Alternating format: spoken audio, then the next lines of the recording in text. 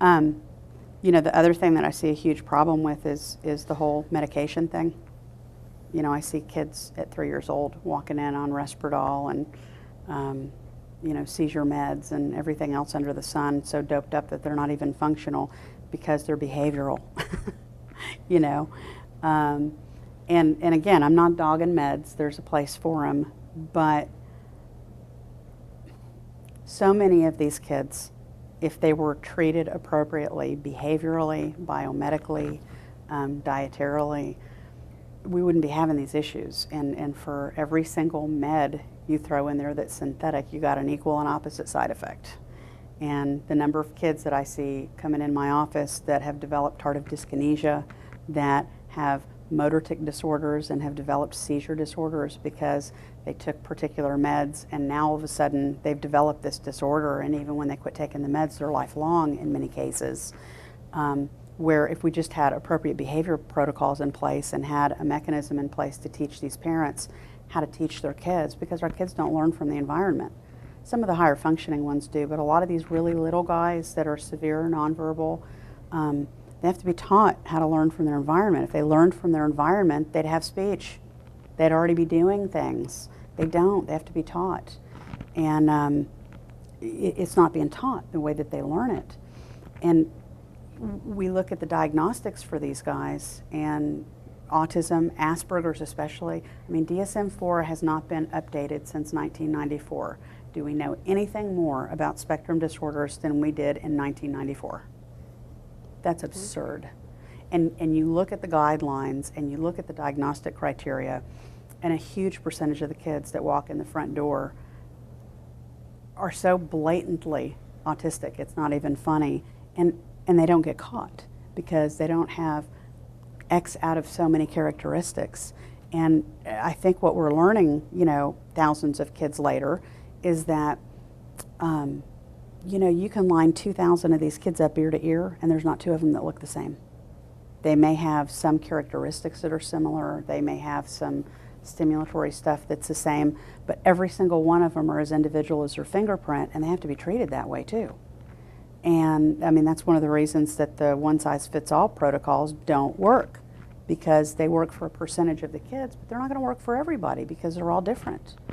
And you know, when you look at Asperger's, I'm in the middle right now of writing a book because I've never heard anybody talk about this before. And you know, I was diagnosed with bipolar. I'm not bipolar.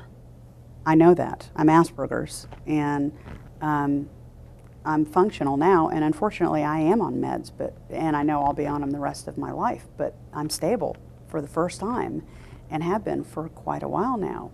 And the thing that I see in Asperger's that is so dumbfounding is there almost seems to be 2 different variations within Asperger's. There's the withdrawn, quiet, non-social, you know, your typical Aspie that you see, and then there's the me's. There's the bull in the china shop. And we don't fit any of the criteria, and yet I'm seeing hundreds and hundreds of kids and adults that are so clearly Aspie, that are incredibly articulate, that have the sensory issues, that have the social issues, that have so many things going on that are identical, but we're great pretenders. And we're real good liars, and we fit the mold. It's almost like we morph to the environment that we have to survive. And so we look really good at work, and we look really good at school because we can hold it together for 6 to 8 hours, and at the end of the day, we're home in the closet thinking about slitting our throats. And they're not getting helped. School systems aren't helping them because the school systems say, oh, well, they're making straight A's and B's, so they don't have any issues, really. They were in the garage with the car running last night. Is that an issue? But the social issues aren't being recognized. They're not picking up social skills from their peers. They're not, the boundaries and limitations and all of those social aspects they're not learning, and it interferes with their life. They can't keep jobs. They go from job to job to job to job. They live with mom until they're 47 years old, or they end up having very dysfunctional relationships and being miserable. And who's dealing with this stuff? Who's addressing it? because I'm not seeing a whole lot going on with it.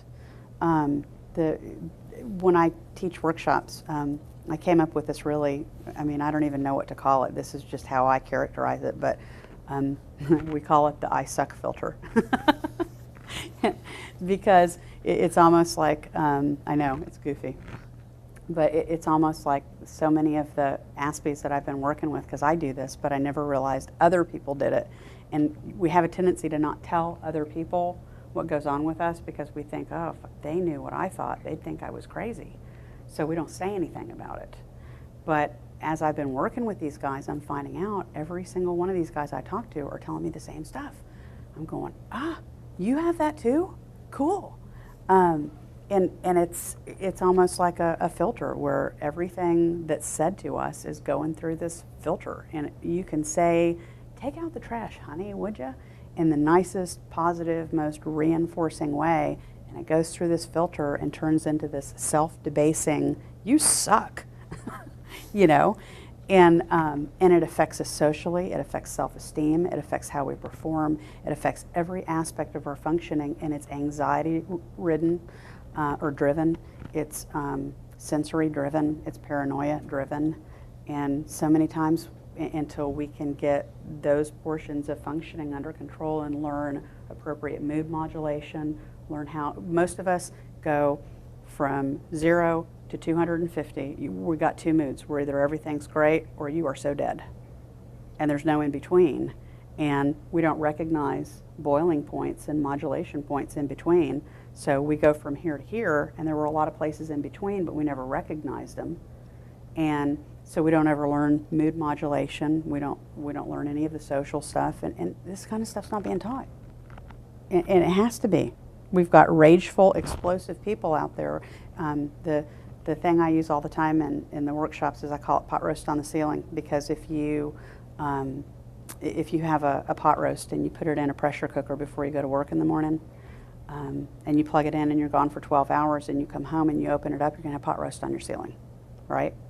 And if you plug it in and every couple of hours you let some steam off, then at the end of the day you're going to have a really good pot roast.